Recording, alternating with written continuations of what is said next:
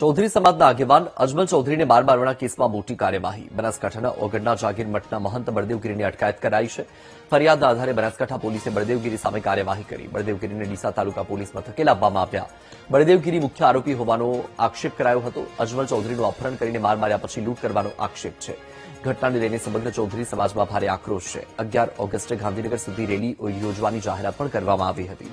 ગઈકાલે ચૌધરી સમાજના આગેવાનોએ જિલ્લા પોલીસ વડા સાથે મુલાકાત પણ કરી હતી. નોંધનીય છે કે સમી તાલુકાના દાદર ગામના અજમલ ચૌધરીને 3 લોકોએ અપહરણ કરીને માર માર્યો હતો. એટલું જ નહીં, મારપીટ બાદ તેમનો વિડીયો સોશિયલ મીડિયામાં વાયરલ કરી માફી પણ મંગાવવામાં આવી હતી. જેનો વિડીયો સામે આવ્યા પછી ચૌધરી સમાજમાં પણ ભારે રોષ જોવા મળી રહ્યો છે. વૃદ્ધની ફરિયાદ ન લેવાતા સમાજના લોકોએ એસપી કચેરીએ ઉગ્ર રજૂઆત કરી અને ત્રણેય આરોપી સામે કડક કાર્યવાહી કરવાની માંગ કરી. ચૌધરી સમાજના આગેવાન અજમલ ચૌધરીને માર મારવાના કેસમાં કાર્યવાહીનો ધમધમાટ શરૂ થયો છે. બનાસકાંઠા પોલીસે ઓગણના જાગુર મઠના મહંત બળદેવગીરીની અટકાયત કરી છે. પોલીસની કાર્યવાહી અંગે ચૌધરી સમાજના આગેવાન ભેમાભાઈનું નિવેદન સામે આવ્યું છે. મહંત બળદેવગીરીની અટકાયત કરાઈ છે તે અંગે માહિતી મળી. પોલીસ કાયદેસરની કાર્યવાહી કરી રહી છે. સમાજના યુવાનોને ઉશ્કેરાઈને કોઈપણ પગલું ન ભરવાની પણ અપીલ કરી છે.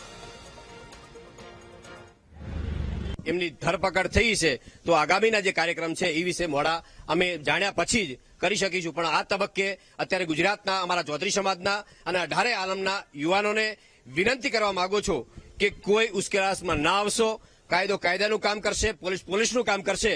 આપણે સૌએ સંયમ રાખવાનો છે. આપણે સૌની ન્યાય માટેની લડાઈ હતી કે જે ખરેખર ગુનેગાર છે એને સજા થવી જોઈએ. તો એ પ્રકારે આજે પોલીસે એક્શનમાં આવી અને એમની અટકાયત અને ધરપકડ કરી છે.